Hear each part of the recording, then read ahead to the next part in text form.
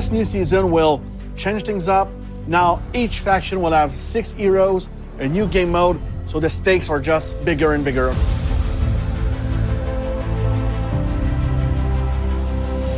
In Horror and Havoc, we are introducing 2 new heroes, the Aramucha and the Shaman. The uniqueness of the Shaman, the feral aspect, the first time I saw the Shaman in action, it was like, okay, it's so different. I really like the way she fights, the way she moves on the battlefield, the way you really feel how much an animal she is. For the Aramusha, the inspiration is really the old Japanese movie where we wanted to have that runner type of character. So those 2 new heroes will be available on November 14th for the Season Pass owners and on November 21st for all the players. Tribute will bring diversity in the 4v4 game mode. It gives you a complete new view of the maps that you're used to play in Skirmish. It requires a bigger team communication than the other game modes that we have. One of the huge strengths of that mod is how things can change from one second to the other. The match can turn like this. So on past season, we introduced dual tournaments where you could be ranked only by yourself. So we'll be introducing during the season 4 Dominion ranked activity. What is interesting in Dominion is how good you are in the combat, but also how good you are in the team.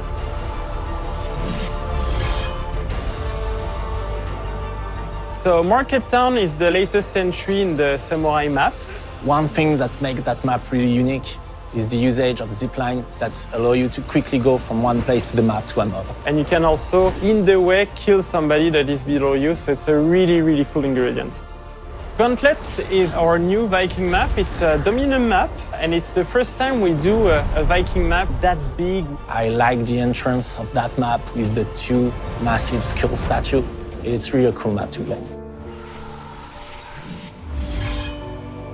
People love executions, so now you will be able to equip 4 executions at once. So this way you can select a small execution if you have somebody near you, or a very long one to gain more health. And it's also a pride feature, of course. One of the things we wanted to do also with Faction War is to help players make the right decision. So we're highlighting you the 3 most interesting territories you should look to put your war assets on. We introduced for the first time a few months ago the double XP weekends with the XP Fest. It's something we want to expand, so we want to make more game mode variations and more events like we did for Halloween, for example. Coming in now, you have a much better experience that you could have 9 months ago when we launched the game. So now is a very good time to come in and fight. I want to fight you on the battlefield.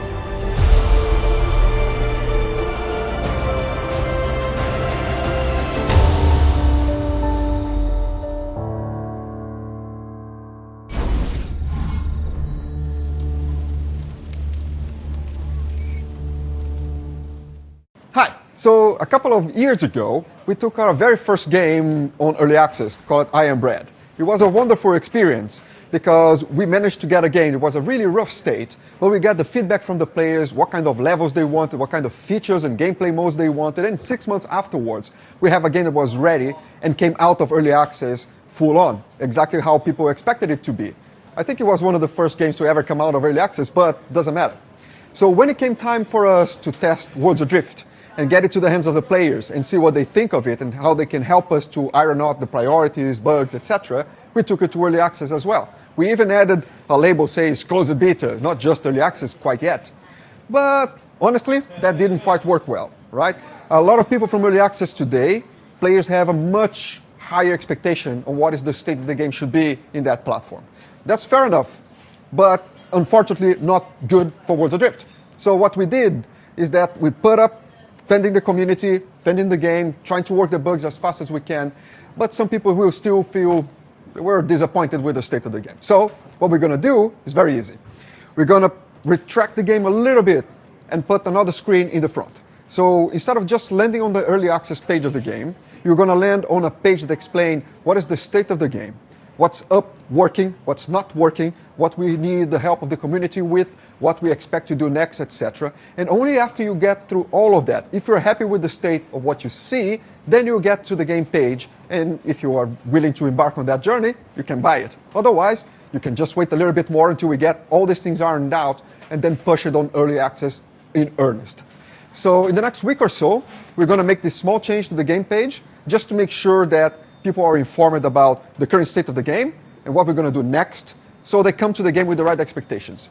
And those who feel that this is not the right time to join the game, fair enough. Just wait a little bit more. We're getting it quite ready, almost there. And in a few months' time, we'll be full-on early access with all the big problems out of the way for everybody to just try the game and have fun. Cheers.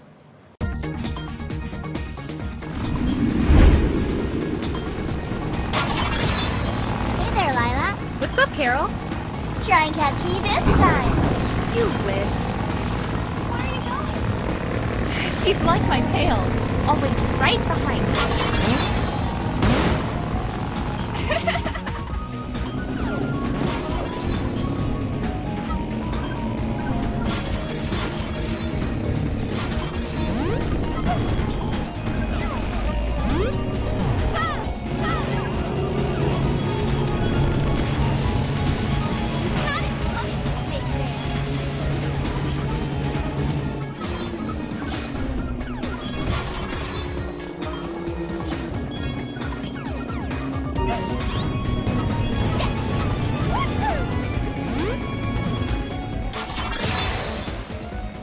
Totally awesome. Did you see that?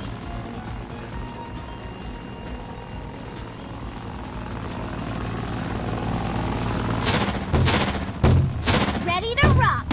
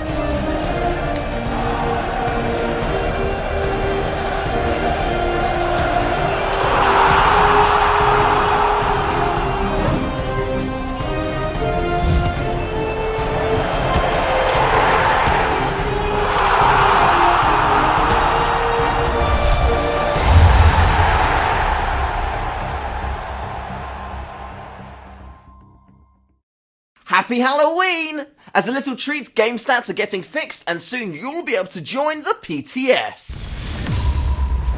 You have just under a week left of our Spooky Jackal's Eve Halloween event. Last week, thanks to your feedback, we made a few alterations to improve your chances of getting some special edition holiday content. Also available is the mysterious contraband case, the contents of which are completely unknown. Many of you have been guessing at what it could be, but no one's got it right yet. So keep guessing and make sure you pick it up. If you don't, you'll regret it. Next week, we're kicking out an update with a load of juicy improvements, including some small javelin balance tweaks, a selection of bug fixes, and more. We know you've all been missing seeing your weapon stats in your profile. Well, these will be back to the way they were with the update. Sadly, the system couldn't log data while it was broken, so we can't retroactively add your performance for the time it's been down. The feature took a while to fix as it's directly linked to the brand new telemetry system which Exodore talked about last week. This will allow us to do weapon balance passes again, and is also coming with the update next week. The PTS is being revamped, and soon you'll have the opportunity to get involved. For those who don't know, the PTS is a group of players who have early access to versions of the game to test and offer feedback. We're going to be opening this up to more of you to increase our transparency with upcoming content and so you can help us create cleaner, better performing updates. As soon as we have more information on how you can get involved, we'll send it your way. Seeing you guys and girls come up with cool ideas for videos is awesome. Glottis3D has done just that by compiling a ton of First Blood frags and cutting them together. If you want to see just how to get into the fray first and drop people right from the start, then check it out. Last week, the most reported issues were balance, ranked, and pay to win. For balance, next week we'll see the new telemetry system in-game, so we can begin looking at what balance updates we can implement. For ranked, we've seen a lot of your feedback about match balance and we'll be finely tuning it further as the season progresses. We expect match balance to improve once more players have completed their placement matches, and also understand that levers are having a big impact currently. And for pay to win, loadout cards only offer aesthetic differences from bronze rarity and above. We're currently looking into adding short in-game tutorials to help educate players about loadout cards more in depth. However, if you come across someone in-game who thinks cards give players more power, please do try to help out and help them understand the system. Now join the ranks and like our page. Hell, turn on follow notifications too, so you know what's going down as soon as it's live.